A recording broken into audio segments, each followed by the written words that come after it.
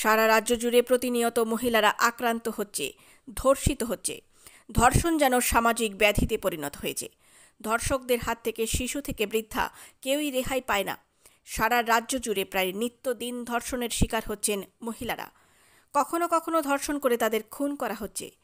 এহেন অপরাধ করেও আইনের মারপ্যাচ করে ধর্ষকরা সমাজের বুকে মাথা উঁচু করে ঘুরে বেড়াচ্ছে। ধর্ষকদের তেমন কোনো কঠিন শাস্তি হচ্ছে না। উপযুক্ত শাস্তি না হওয়ার কারণে ধর্ষণ যেন প্রতিদিন বেড়েই চলেছে। ধর্ষকদের কঠিন থেকে কঠিনতম শাস্তি দেওয়ার জন্য আরজিকর মেডিকেল কলেজের নৃশংস ঘটনার পর রাজ্যের মুখ্যমন্ত্রী ও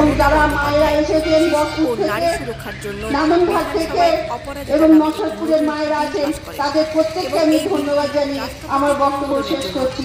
জয় হিন্দ, বন্দে মাতরম। মমতা ব্যানার্জি জিন্দাবাদ, অভিষেক ব্যানার্জি জিন্দাবাদ, মহিলা কংগ্রেস জিন্দাবাদ, আমাদের নেতা, আমাদের অভিভাবক সকলদের জিন্দাবাদ। এবং 2 মাসের মধ্যে বিচার প্রক্রিয়া শেষ করতে হবে, এমনই বলা হয়েছে এই নতুন বিলে।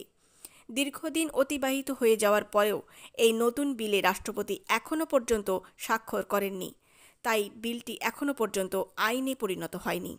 শিশু ও মহিলাদের সুরক্ষার জন্য আনা অপরাজিতা বিলে রাষ্ট্রপতি স্বাক্ষর না করায় সারা রাজ্য জুড়ে মহিলা তৃণমূল কংগ্রেসের পক্ষ থেকে লাগাতার প্রতিবাদ কর্মসূচি পালন করা হচ্ছে।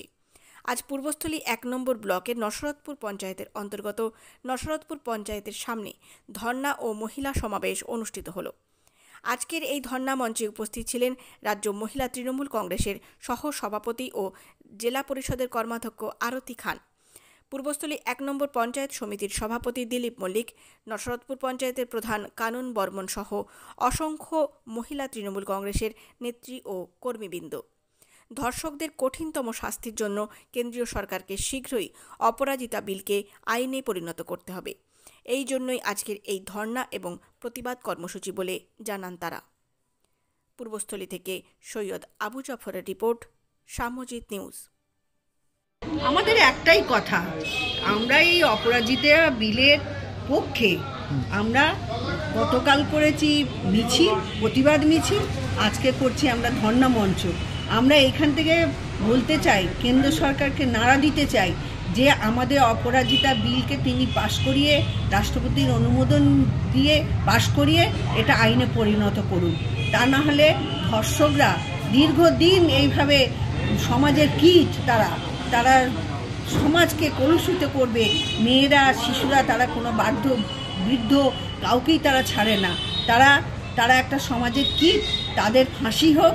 আমরা এই মঞ্চ থেকে এইটাই আমরা প্রতিজ্ঞাবদ্ধ হয়েছি যে তাদের ফাঁসিটাই আমাদের কাম্য এবং অপরাজিতা বিল পাশ হয়ে এলে ধর্ষকরা উপযুক্ত শাস্তি পাবে। প্রচুর মহিলা এসটি কেকের ওপর কি বলবেন? হ্যাঁ, সব মেয়েরা বেরিয়ে এসছে অন্যায়ের প্রতিবাদ করার জন্য। প্রতিটা ঘরের মেয়েরা বেরিয়ে এসছে এবং প্রতিটা মেয়েরা চায় অপরাজিতা বিলটা পাশ হোক এবং ধর্ষকের মতো সমাজের কীটরা শাস্তি পাক। আপনার পরিচয়? আমি আরতি খান, পশ্চিমবঙ্গ প্রদেশ মহিলা কংগ্রেসের সহসভানেত্রী আর পূর্ব বর্ধমান জেলার কর্মাধ্যক্ষ।